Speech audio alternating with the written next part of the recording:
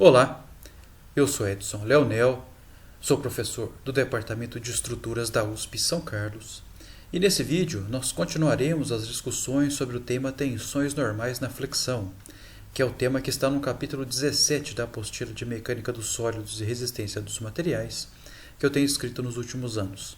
Se você quiser uma cópia gratuita dessa apostila, basta me encaminhar uma mensagem nesse endereço de e-mail que está na sua tela.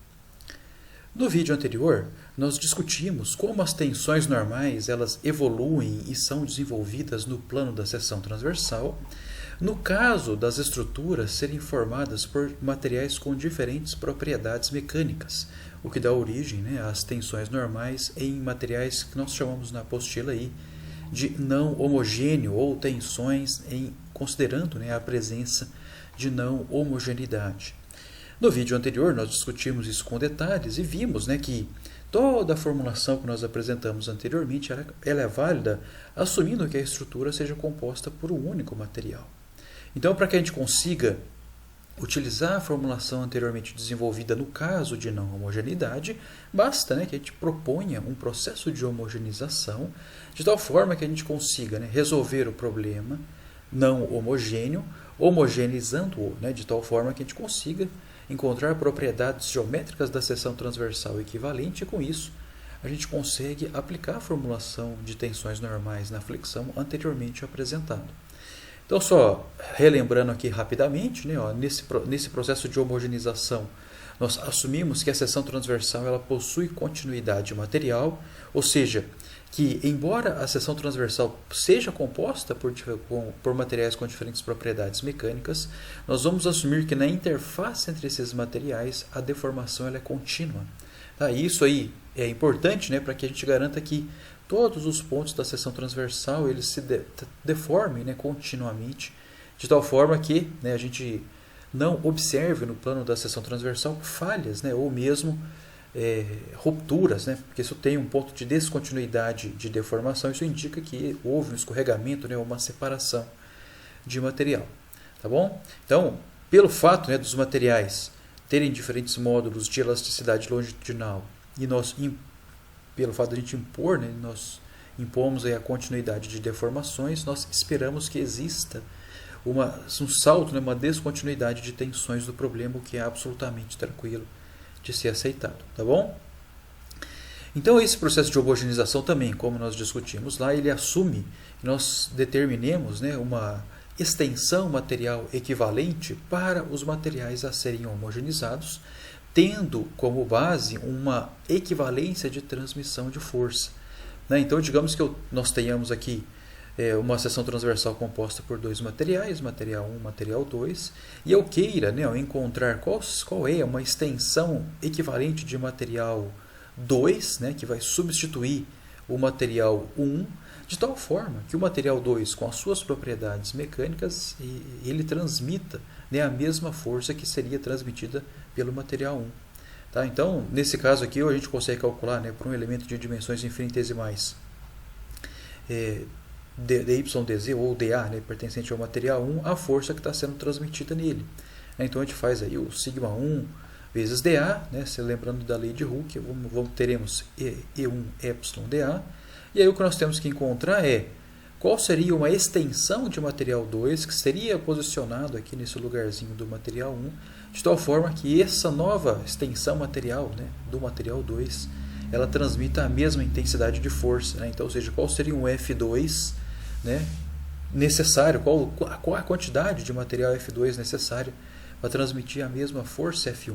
Então, daí nós temos o mesmo módulo, seria o sigma 2 dA, mas o sigma 2 a gente escreve utilizando aqui a lei de Hooke com E2 epsilon vezes o dA, e aí surge esse parâmetrozinho que nós chamamos de N, que é o fator de homogeneização, que ele nada mais, nada menos vai informar para a gente essa extensão material. Então, nesse caso aqui de nós termos, por exemplo, o E1 maior do que o E2, então isso indica para a gente que esse valor aqui de N ele vai ser maior do que 1, uma vez que esses dAzinhos cancelam, a deformação é a mesma, então ela cancela. Então esse N vai ser maior do que 1, então isso indica que para eu transformar o material 1 em material 2 homogeneizado ou em material 2 equivalente, eu vou precisar de uma quantidade maior de material 2 para que eu transmita a mesma força, certo? Que seria transmitida pelo material 1. Então, no vídeo anterior, nós resolvemos alguns exercícios, né, onde nós resolvemos através da abordagem sugerida pelos livros clássicos de resistência dos materiais e mecânica dos sólidos, onde a gente encontra uma base homogeneizada, ou seja, a gente acaba propondo uma seção virtual, né, que não, ou seja, uma seção transversal que não existe, para resolver o problema e faz todas as contas. E depois utilizamos uma abordagem alternativa, onde a gente já pondera as propriedades geométricas diretamente na sua determinação. E eu me lembro que no último vídeo eu tinha sugerido para vocês, né, e mostrado, inclusive, que essa abordagem alternativa ela é mais robusta e mais direta, né, ou seja, ela permite que a gente resolva problemas complexos fazendo bem menos contas, né? Então, que no fundo esse é um grande problema que nós temos nesses tipos de problema, ou seja, são muitas contas, porém contas simples e esse acoplamento, né, de quantidade grande de contas e contas simples no fundo é um chamariz para a gente errar, sabe? Então isso aqui é um ponto que quanto menos contas a gente conseguir utilizar para resolver um problema, melhor vai ser, certo? Então sugiro, né, que em problemas complexos a gente use a abordagem alternativa por ela requerer uma quantidade menor de contas para resolver o problema, tá bom? Então nesse vídeo a gente vai fazer uma extensão daquele processo de homogeneização, agora considerando o caso de nós termos uma não homogeneidade imersa. Tá? Então o que isso quer dizer, Edson? O que é a não homogeneidade imersa? Olha, se vocês lembrarem do vídeo anterior, vocês vão lembrar que as seções transversais elas eram compostas por materiais de diferentes propriedades mecânicas, mas que esses materiais eles estavam, né, conectados através das suas fronteiras materiais. Né? Então, o que eu estou querendo dizer com isso? Que eu não tinha nenhum material dentro do outro. Né? Então, eu tinha somente... Né, os materiais eles estavam conectados através, né, dos seus limites, né, materiais mesmo, através dos seus limites geométricos. Ou seja, não tinha nenhum material dentro do outro. Tá? No fundo, é isso que eu estou querendo dizer. Aqui, nesse vídeo, o que nós vamos fazer é estender aquele procedimento, né, de homogeneização agora para o caso de nós termos um caso de material não homogêneo imerso, como esse aqui, ó. Tá, onde eu tenha uma matriz, certo? Que é representada por esse retângulo aqui, ou seja, uma seção transversal, né, retangular, na qual eu tenho uma matriz, e aqui eu tenho, né, um outro tipo de material que é usualmente utilizado para enrijecer mecanicamente essa seção transversal. Tá? Então, por exemplo, né, aqui eu estou ilustrando esses enrijecedores aqui com seção transversal circular, mas poderia ser também retangular ou quadrado ou qualquer outro, isso não tem grandes problemas, tá bom?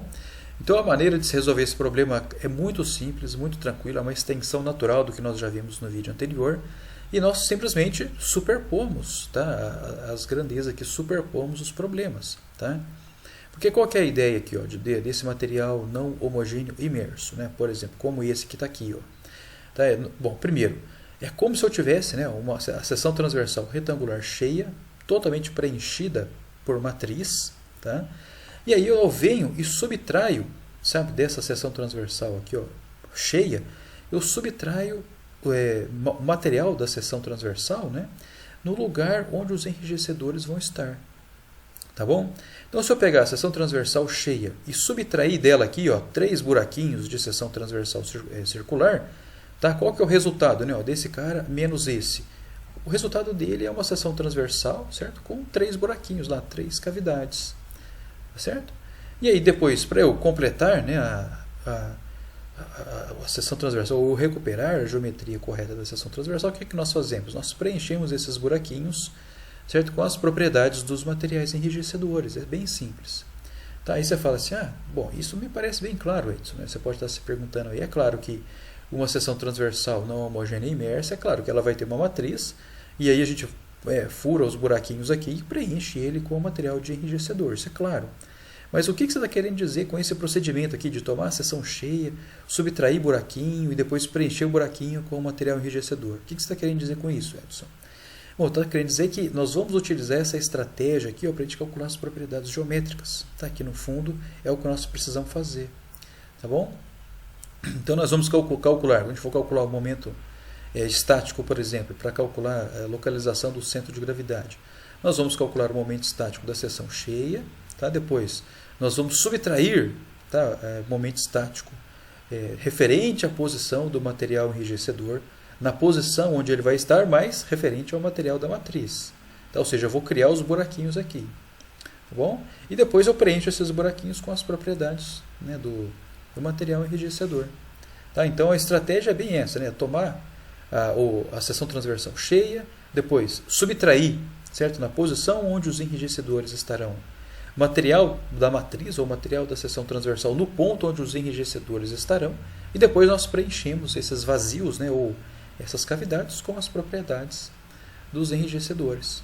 Tá bom? Então esse procedimento aqui ele é bem simples, né, e ele é inclusive intuitivo, e para a gente resolver esse problema de forma bem direta e tranquila, e inclusive de forma expedita, nós utilizaremos a abordagem alternativa que eu apresentei no vídeo anterior. Vocês vão ver que é bem simples.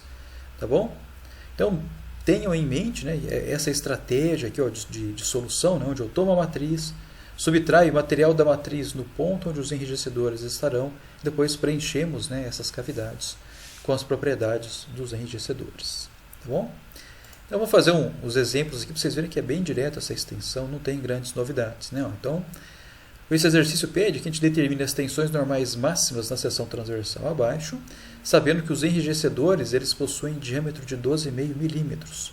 Então, nós vamos considerar que a seção transversal ela possua uma matriz que eu estou chamando de E1, que, né, possui módulo de elasticidade de 20 gigapascal, e ela possui também enrijecedores, né, na verdade, particularmente aqui 3 deles, cujo módulo de elasticidade é 200 gigapascal.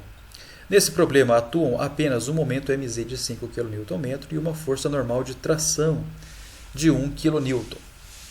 Tá bom? Então essas dimensões aqui estão apresentadas em centímetro. Tem uma seção de 12 por 40 bem tranquilo de ser resolvida. E, bom, vamos fazer a receitinha de bolo, né? O que o roteiro pede, ou seja, vamos calcular as propriedades geométricas da seção transversal, depois utilizamos a fórmula da flexão e aí resolvemos o problema sem grandes complicadores. Então, qual que é o primeiro passo, né, para a gente resolver o problema aqui? Bom, é calcular o fator de homogeneização. E por simplicidade aqui, eu vou considerar que o fator de homogeneização tenha como referência, ou tenha como material de base, a matriz. Tá? Então eu vou calcular o fator de homogeneização como sendo a razão do E2 por E1, ou seja, o módulo de elasticidade longitudinal dos enrijecedores pelo módulo de elasticidade longitudinal da matriz, tá? O que dá 200 por 20, que é 10. Tá? Esse fator de homogeneização. Então vamos calcular, né? Se eu tenho apenas no problema um mz e uma força normal, eu vou precisar conhecer o iz e também a área homogeneizadas para que a gente resolva o problema das tensões normais. Tá? Então, para eu calcular o iz, eu vou ter que determinar, né, qual é a localização do centroide em y, né, da seção transversal, e com isso a gente resolve o problema tranquilamente. Então, ó, qual que é a estratégia? Né? Vamos calcular a localização do y do CG passando, né, como sempre, um eixo auxiliar passando pela extremidade inferior da seção transversal. Então vamos calcular as contribuições de momento estático desses componentes. Ó. Então vamos calcular aqui, ó, contribuição de momento estático da seção transversal cheia, né, da seção transversal maciça e toda. Então eu vou ter 12 vezes 40, que é o valor da área da seção cheia, vezes 20, né, que seria o braço de alavanca ou a distância, né, do centro de gravidade da porção material que eu estou considerando até o eixo em torno do qual eu estou somando momentos estáticos. E aí eu vou subtrair agora o momento estático associado aqui, ó, a posição dos enrijecedores, porém pertencendo ao material 1. Né? Então você fala, por que você subtrai? Olha, porque esse momento estático que eu considerei aqui, ele assume que a seção transversal está cheia, né? Ou seja, está totalmente preenchida de material 1, o que não é verdade. Então eu vou subtrair aqui, ó, na posição dos enrijecedores, né, a contribuição de um momento estático, porém considerando a presença do material 1. Então eu vou calcular ali, ó, como o diâmetro de cada um desses enrijecedores vale 12,5, então eu vou ter aqui 1,25, né, dividido por 2, que é o raio, então eu vou ter π vezes raio ao quadrado, multiplico por 3, porque eu tenho 3 posições de enrijecedores, e multiplico por 4, que é 4 centímetros, que é a distância do centro de gravidade, né, de cada um desses enrijecedores aí até o eixo em torno do qual eu estou somando momentos estáticos. Tá bom? Então quando eu pego aqui essas duas aqui, ó, tá vendo que eu tomo um momento estático aqui, ó, da seção cheia, e eu estou subtraindo aqui, ó, uma contribuição de momento estático porém considerando o material 1. Tá? Então, qual que é o resultado da contribuição dessa parcela com essa parcela aqui? Bom, o resultado das duas, né, corresponde ao momento estático da seção transversal, né, composta por material 1, mas com 3 buraquinhos também. Né? Por isso que eu subtraí aqui dessas porções aqui de material 1. Então, quando eu pego essa parcela e subtraio essa aqui, o resultado, né, disso aí é como se eu tivesse a seção transversal retangular composta por material 1, mas com 3 cavidades, com 3 buraquinhos lá. Tá certo? Então, para a gente recuperar a seção transversal que nós queremos, o que eu faço? Somo aqui a contribuição de um momento estático, porém agora referente, né, considerando as propriedades geométricas dos enrijecedores. Então, eu faço aqui, né, π vezes raio ao quadrado, considerando, né, aqui vezes 3, porque eu tenho 3 enrijecedores, vezes 4, que é a distância do centro de gravidade daqueles enrijecedores até o eixo em torno do qual eu estou somando momentos estáticos. Mas como eu estou considerando que esse cara aqui, ele vai preencher a cavidade, né, porque ele é um enrijecedor, multiplico ele por 10, porque é o fator de homogeneização. Né, ou seja, o material 2 ele foi homogeneizado. Tá certo?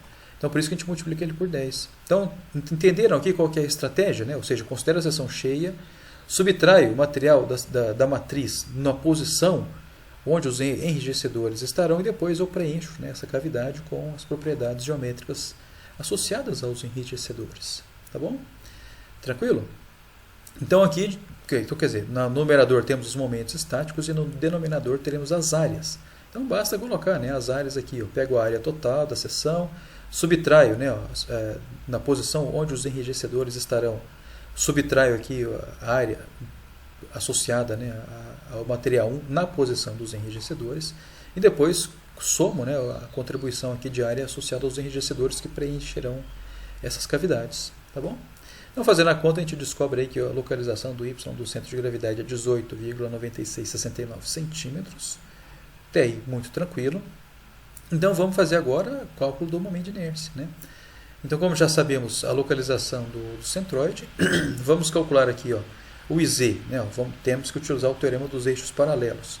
Então, vamos utilizar a mesma estratégia. Vamos calcular a contribuição de inércia da seção cheia, depois vamos subtrair a inércia, né, do material da matriz na posição onde os enrijecedores estarão, depois acrescentamos a contribuição, né, dos enrijecedores na determinação aí da inércia em torno de Z. Então teremos aqui 12 vezes 40 ao cubo sobre 12, né, ou seja, que é a inércia da seção cheia em relação ao seu próprio CG, mais a área vezes a distância ao quadrado. Então a área, 12 vezes 40, vezes, né, a distância dele, que é o 20 menos o 18, 96,69 ao quadrado. Então, isso aqui é a contribuição de inércia da seção cheia. Agora, menos, né? Vamos subtrair esse cara aqui, né? Vamos subtrair aqui os buraquinhos, né, de material 1 na posição onde os enrijecedores estarão. Então, eu terei aqui, π vezes raio à quarta sobre 4, que é o momento de inércia de um círculo em relação ao seu próprio CG, mais a área vezes a distância do centro de gravidade dele até o centro de gravidade da seção, os 4 menos 18 ao quadrado, tá bom? Depois mais, né? Agora, ou seja, se eu pegar essa parcela, subtrair essa outra, então é como se eu tivesse a matriz, né, toda, seção transversal composta por material 1, mas com 3 buraquinhos lá. Vamos preencher eles agora com o material associado aos enrijecedores, né, material de propriedade 2. Então aqui a conta é a mesma, né? Eu terei, né, o momento de inércia do círculo em relação ao seu próprio CG, mais a área vezes a distância ao quadrado. Multiplico por 3, porque eu tenho 3 enrijecedores, e multiplico por 10, porque é o fator de homogeneização. Né? Tá bom? Então, fazendo a conta, isso aqui dá um IZ de 7,1937 centímetros a quarta. Tá bom? Então, aqui, nesse exercício, didaticamente, você viu, né, que eu fiz aqui a da seção cheia, depois subtraí aqui a contribuição de inércia de material 1 na posição onde os enrijecedores estarão, depois nós preenchemos essas cavidades com propriedade geométrica dos enrijecedores. Tá? Mas aqui, tá vendo que esse cara aqui, essas duas parcelas, a segunda parcela e a terceira, a menos do fator de homogeneização, elas são iguais. Tá? Então, a gente poderia até, inclusive, fazer isso aqui de forma muito mais rápida, né, considerando esse cara em evidência, e aí teríamos, né, 10 menos 1, ou fator de homogeneização menos 1. Tá? Então, assim, a gente vai resolver mais um exercício ainda, né? Mas no próximo a gente já pode colocar esse cara em evidência aí, né? E faz aí o fator de homogeneização menos 1 para ficar mais rápido a conta e mais curta. Certo? Bom, então, já calculado o momento de inércia, podemos calcular aqui a área, né, equivalente. E aí a mesma história, né? Vamos calcular a área da seção transversal cheia, vamos subtrair aí, ó, a área de material de matriz ou de material 1 no ponto onde os enrijecedores estarão, e aí preenchemos, né, essas cavidades aí com propriedade geométrica, né, do enrijecedor, né, ou seja, a sua área multiplicada aí pelo fator de homogeneização. Então, fazendo a continha, a gente descobre que essa área, né, homogeneizada é 513,1340 centímetros quadrados, bem tranquilo. Então, ó, se eu já tenho os esforços solicitantes e já tenho quais são as propriedades de área homogeneizada da seção transversal, podemos agora calcular as tensões nos pontos extremos. Né? Então, como nesse problema não temos, né, o MY é zero, né, então a equação geral da flexão se torna simplesmente esse carinha aqui. Né, o Y é zero, tomamos apenas as duas parcelas dela. Então, substituindo, né, os valores de propriedades geométricas de área que calculamos anteriormente e também os esforços solicitantes, sabemos facilmente, né, que as tensões normais no plano da seção transversal é determinado por essa equação, onde basta que eu substitua aqui o valor da coordenada y do ponto no qual eu quero calcular a tensão. Tá? Então, como a gente sabe que nesse problema nós teremos, né, ó, a atuação de um momento mz positivo e de uma força trativa de tração, né? Claro, trativa de tração, ou seja, uma força positiva. Então, nós sabemos que as tensões de compressão máxima estarão atuando no material 1 aqui na parte superior, as tensões de tração máxima no material 1 estarão atuando aqui, ó, nessa parte inferior, e as tensões de tração máximas nos enrijecedores estarão atuando aqui, ó, na sua extremidade inferior, tá? Ou seja, na distância aqui, ó, de 4 centímetros menos a metade do diâmetro, né? Ou seja, na porção inferior, né? Ou seja, que vai me dar aqui um y maior. Então, na verdade, uma distância maior, né, entre esse pontinho aqui e o centroide da seção. Então, para calcular a tensão de compressão, o que eu faço? Eu pego a altura total e desconto o y do CG, tá bom? Que daí eu tenho a coordenada y desses pontos aqui em cima. Então, faz a conta e descobre que aqui em cima, né, as tensões de compressão vão dar 1442,2076 kN por metro quadrado. Calculando aqui as tensões normais na parte inferior da seção transversal, basta substituir agora, né, ó, a localização y como sendo menos o y do CG, tá? Ou seja, aqui, ó, essa é a coordenada y dos pontos aqui embaixo, então faz a conta e descobre que as tensões de tração serão de 1338,0029 kN/m². E depois, né, as tensões de tração aqui, ó, maiores nos enrijecedores, como eu mencionei, são dados aqui embaixo, ó, na sua coordenada y mais distante do centroide. Então, aqui eu vou ter quem? Né? Eu vou ter esse 0,04, né, menos um raio, né, ou diâmetro sobre 2, e aí menos essa coordenada mesmo, né, do y referente aqui à extremidade inferior da seção transversal. Tá? Então, toma essa coordenada até aqui embaixo, desconto aqui nesse 0,04 e depois soma essa contribuição aqui da metade do diâmetro, tem essa coordenada aqui de baixo, tá? Ou seja, a coordenada y do pontinho mais distante do centroide. Então faz a conta, né, ó, já multiplicando aqui pelo fator de homogeneização, uma vez que essa tensão eu quero calcular no material homogeneizado, né? Então vou ter que nós teremos uma tensão aí de normal de 11.034,2264 kN/m², tá? Bem tranquilo de se determinar. Ressalto, né, ó, que não calculei aqui, mas vocês podem fazer isso em casa, que é calcular a tensão normal no material 1 nessa interface aqui, ó. Então vocês vão perceber que a razão, né, entre as descontinuidades de tensão, ela está na mesma ordem ou na mesma proporção da razão entre os módulos de elasticidade. Né? Então o que isso quer dizer? Quer dizer que se eu dividir, né, a tensão normal pelo módulo de elasticidade, eu vou ter uma deformação, e que nessa interface entre os materiais, essa deformação ela é contínua. Tá? Então isso que é o ponto importante aqui da nossa análise. Tá bom? Então, tranquilo até aqui? Então, viram que não tem nada demais, né? Não tem nenhuma novidade em relação ao que nós já estudamos no vídeo anterior. O ponto, né, que eu chamo de extensão aqui é o fato de nós termos que considerar, né, a subtração, né, de material de matriz na porção onde os enrijecedores estarão, de tal forma que eu crie, né, de tal forma que eu tome a seção transversal cheia, crie as cavidades, depois preencha essas cavidades com material de enrijecedor, tá bom? Então, joia, para a gente encerrar o vídeo, vamos resolver mais esse exercício aí, que tem uma seção transversal consideravelmente mais complexa, né? E ele pede que a gente determine as tensões normais nos pontos A e B, onde os pontos A e B estão aqui, ó, na quina superior direita da seção transversal, e o ponto B está na quina inferior esquerda dessa seção transversal. Então ele diz que os enrijecedores, ó, de material 3, né, ou seja, os enrijecedores aqui da porção de cima, eles possuem diâmetro de 10 milímetros, enquanto que os enrijecedores de material 4, que é apenas um, eles possuem diâmetro de 12,5 milímetros. Tá?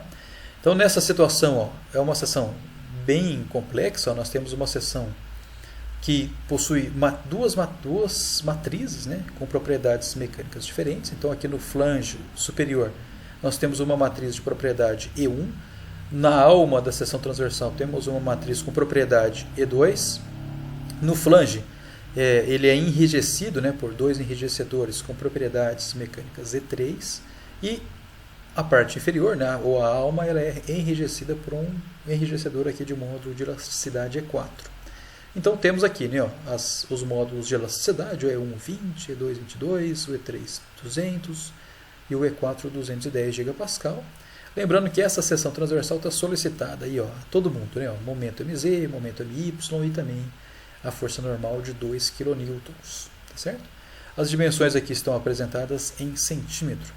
Então, falar qual que é a estratégia para resolver o problema? Ó, a estratégia é a mesma, ou seja, vamos calcular fator de homogeneização, depois, né, ó, vamos calcular aqui para o flange superior, contribuição, né, das propriedades, considerando que o flange esteja cheio apenas de material 1, depois subtraímos o material 1 na posição onde o material 3 vai estar, para criar, né, as cavidades, depois preenchemos essas cavidades com propriedades mecânicas de material 3. Fazemos a mesma estratégia aqui, né, para a alma, porém trocando, né, o E1 pelo E2 e o E3 pelo E4. Tá? Então não tem grandes complicadores aí. Certo? Então vou fazer a continha aí, já tentando fazer de forma expedita, né, colocando os termos em evidência, como nós já comentamos anteriormente. Então eu vou considerar aqui, por simplicidade, né, que o material 1 seja o meu material de referência nessa análise. Tá? Então eu vou ter um fator de homogeneização do material 1 para o material 2. Tá? Então eu vou ter aqui 22 por 20, que é 1.1. Depois um fator de homogeneização do material 3 para o material 1 e outro fator de homogeneização do material 4 para o material 1, que são estes aqui. Né? Então lembro, né, que nessa análise meu material de referência meu é o material 1. E lembrando, né, você pode escolher outro material, certo, para ser referência. Você pode até resolver esse exercício novamente, aí, considerando outro tipo de material como sendo referência. Não tem problema nenhum. Isso foi a minha escolha pessoal para resolver o exercício. Tá? Então, tranquilo. Ó. Então, vamos calcular a posição y do centro de gravidade. Então, temos aqui, ó, como sempre, né, vamos passar um eixo passando pela extremidade inferior da seção transversal e vamos calcular, né, ó, aquela história, né, propriedade geométrica da porção da matriz, depois subtraio, né, matriz na posição dos enrijecedores e preencho com propriedade geométrica dos enrijecedores. Ó, então, lá em cima, ó, lá no flange superior, eu vou ter aqui, né, ó, 10 vezes 28, que é o valor da área. Né, então, estou calculando o momento estático dessa porção em relação ao eixo passando aqui embaixo da seção. Tá? Eu vou ter 10 vezes 28 vezes o 55, né, ó, que é a distância do CG dessa matriz até lá embaixo.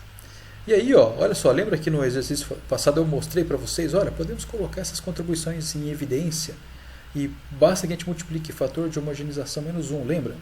Então a gente vai utilizar essa estratégia aqui, ó. Então eu vou, ó, olha só como que é tranquilo, ó. Se eu pegar a área desses carinhas aqui, ó, lembra que o diâmetro deles é 10 milímetros? Então se eu pegar aqui, ó, π, né, vezes meio, ou seja, 1 centímetro sobre 2, então eu tenho a área, vezes 2 eu tenho 2 buraquinhos, vezes o 55, né, eu tenho a distância do centro de gravidade dele até aqui embaixo, e se eu multiplicar esse cara todo aqui, ó, por menos 1, então como o meu material 1 é o material de referência, o que eu estou fazendo? Estou subtraindo, né, o material 1 nesses buraquinhos, ou seja, estou criando a cavidade. Tá? E depois, quando eu multiplico por 10, então eu computo, né, ou incluo na análise a presença aí dos enrijecedores compostos por material 3. Tá? Tudo bem? Tranquilo? Então, joia.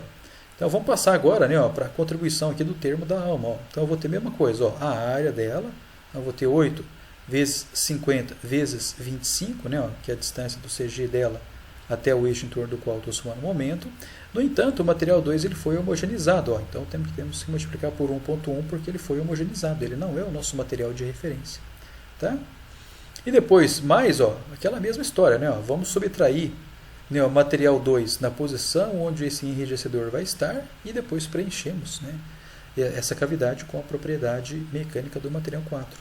Então, calculamos a área dela aqui, né, ó, π vezes o raio dela, né, ao quadrado, vezes 5, que é o bracinho de alavanca, e se eu multiplicar esse carinha aqui, essa contribuição de momento estático, por 1.1, né, que se refere aqui ao fator de homogeneização do material 2, eu estou considerando aqui, ó, a cavidade, né, ou seja, estou removendo o material de material 2 na posição onde o material 4 vai estar. Né? Então, se eu pegar a terceira parcela e considerar esse momento estático menos 1 multiplicado por menos 1.1, então eu crio, né, o material 2 com a sua cavidade. E aí preenchemos essa cavidade com essa contribuição, né, de momento estático associado ao enrijecedor E4. Então, tomamos aqui, né, a área vezes a sua distância, mas aí multiplicamos pelo fator de homogeneização dele, tá, o 10,5. Tudo bem? Então, isso aqui é os momentos estáticos. No denominador, temos que multiplicar pela área.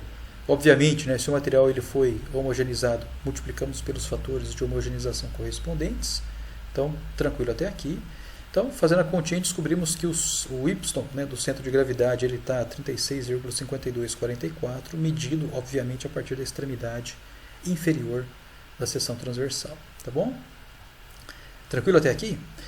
Devido à simetria vertical aqui, ó, da seção transversal, a gente nem precisa calcular o Z do CG, tá? Porque ele já está aqui, bom, na simetria, né? Então a gente não precisa computar essa parcelinha. Tá? A gente já sabe que ela está na simetria, certo? Não requer cálculos.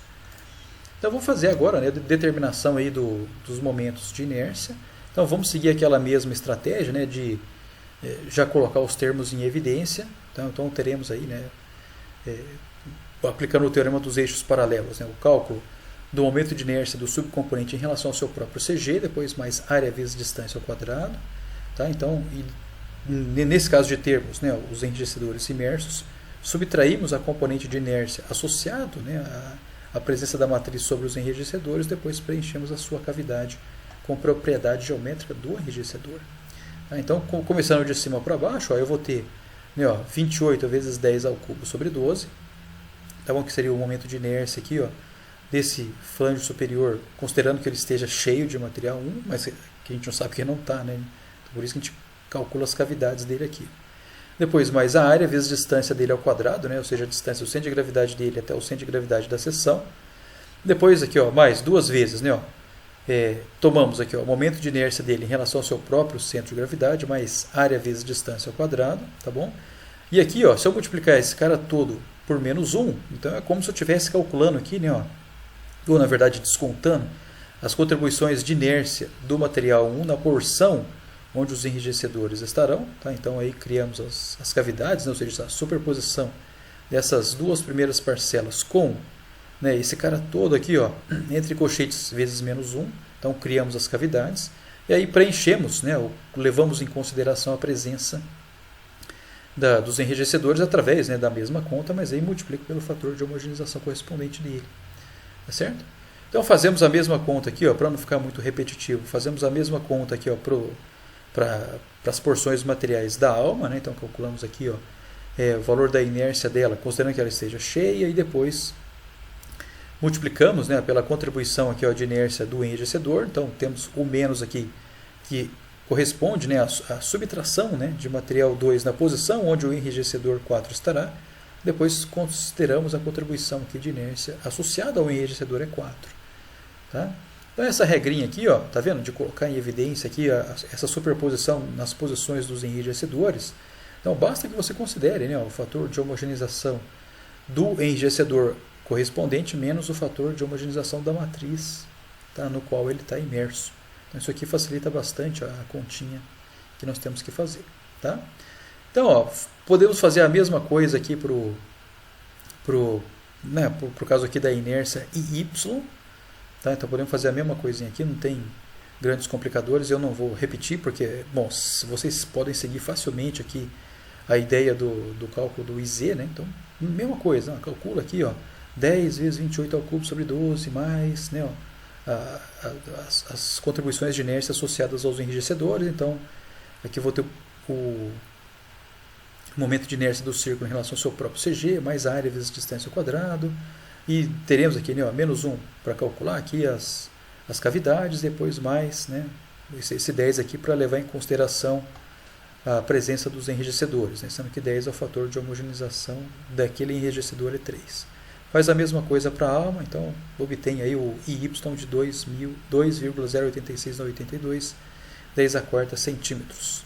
E por fim calculamos a área homogeneizada da seção transversal, né? Tomamos lá em cima, ó, 10 vezes 28, que é a área total, depois mais aquele produto, né, ó, da área dos enrijecedores, né,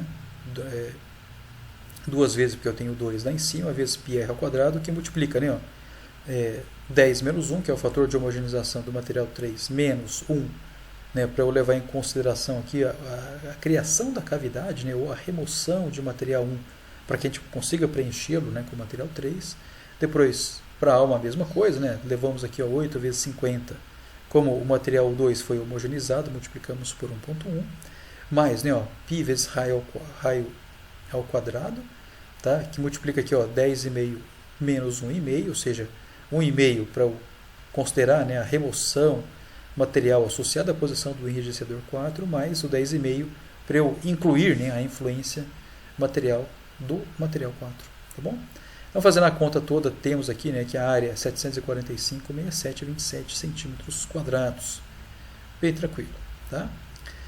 Então, no fundo, não sei se vocês perceberam, mas essa parte que a gente acabou de fazer é a parte mais enjoada do exercício, né, que é a parte, inclusive, que requer mais contas, que é a parte da determinação das propriedades geométricas homogeneizadas. Tá? A aplicação da fórmula da flexão em si ela é muito tranquila, mas esse carinha aqui é que nos dá trabalho. Tá?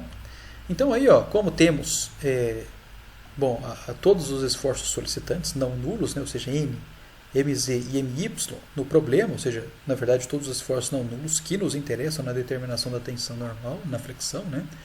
Então, basta que a gente substitua, né, os esforços solicitantes correspondentes e as propriedades de área da seção transversal correspondentes, e aí a gente descobre, né, que a tensão normal em qualquer ponto aí, pertencente à seção transversal ele é obtido por meio dessa equação.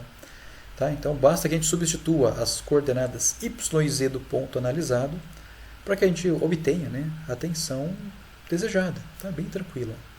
Então, nesse caso, para eu calcular lá no ponto A, eu tomo a altura total, que é os 60 centímetros, né, ou 0,6 metros, menos o y do CG, então eu consigo calcular aqui a localização y, né, a coordenada y do ponto A, e sabemos, né, ó, que a localização z desse ponto A, ó, se essa dimensão toda tem 28, ali vai ter menos 14, né, ó, já que eu estou na porção de z negativo. Então, por isso que ele é negativo aqui também. Tá? No ponto B, a história, ela se repete, né, basta que eu incorpore aqui o valor, né, das coordenadas do ponto analisado. Então, eu teria aqui, ó, no ponto B, a localização y dele ele é menos y do CG, e a localização z, né, dele, como ele está na porção positiva de z, ele vai ser 4 centímetros, ou 0,04. Tá bom? Lembrando que o ponto A ele pertence ao material de referência, então eu não preciso multiplicar ele por fator de homogeneização nenhum. E no ponto B ele pertence ao material homogeneizado, então por isso que nós temos que multiplicar ele aqui pelo fator de homogeneização. Tá bom? Então, calcula aí, a gente obtém essas tensões muito tranquilo. Poderíamos também calcular as tensões nos enrijecedores, mas que eu não vou fazer aqui, só para não ficar muito repetitivo. Tá? Na apostila vocês têm esses cálculos aí, e vocês podem fazê-lo em casa também, não tem grandes dificuldades. Tá bem? Então, para encerrar esse vídeo, ó, vimos, né, hoje, e nesse vídeo particularmente, como que nós fazemos a extensão daquele processo de homogeneização para considerar, né, as seções transversais não homogêneas, porém com a não homogeneidade imersa, um material dentro do outro, né, um material com propriedade mecânica diferente, mas um dentro do outro. Então esse processo de homogeneização é bem tranquilo, né, a gente já tinha discutido isso no vídeo anterior, a gente utiliza aquela abordagem alternativa aqui, e nada mais, nada menos envolve, né, do que você tomar a porção material da matriz, né, ou seja, a porção material maior na qual nós temos o material imerso, subtraímos, né, na localização dos enrijecedores porções da matriz, né, para que a gente tenha, né, como resultado final a matriz com as suas cavidades, e depois adicionamos, né, as propriedades referentes aí ao enrijecedor, tá bom? Então esse cara aqui, peço que vocês façam os exercícios, porque é bem simples essa parte aqui, inclusive, né, seguindo o roteirinho aí do exercício 2, a gente consegue, né, esquematizar muito bem colocando os termos associados aos enrijecedores, né, tanto da matriz quanto do enrijecedor em evidência, né, então a criação da cavidade, depois o preenchimento da cavidade com as propriedades do material enrijecedor, né, no cálculo das propriedades geométricas homogeneizadas, a gente pode colocar os termos em evidência para ficar mais curto, né, e aí fica simplesmente, né, você pega lá o momento de inércia ou mesmo o momento estático e multiplica ele lá por fator de homogeneização do enrijecedor menos fator de homogeneização da matriz. Então fica curtinho, fácil de resolver. Tá? Então peço que vocês leiam a apostila, que lá tem mais exercícios resolvidos sobre o assunto, para vocês entenderem direitinho como que a gente faz. Façam também as listas de exercício, né, para que esse assunto fique amadurecido na cabeça de vocês. Né? E é isso aí. Espero vocês no próximo vídeo, então. Muito obrigado. Um grande abraço.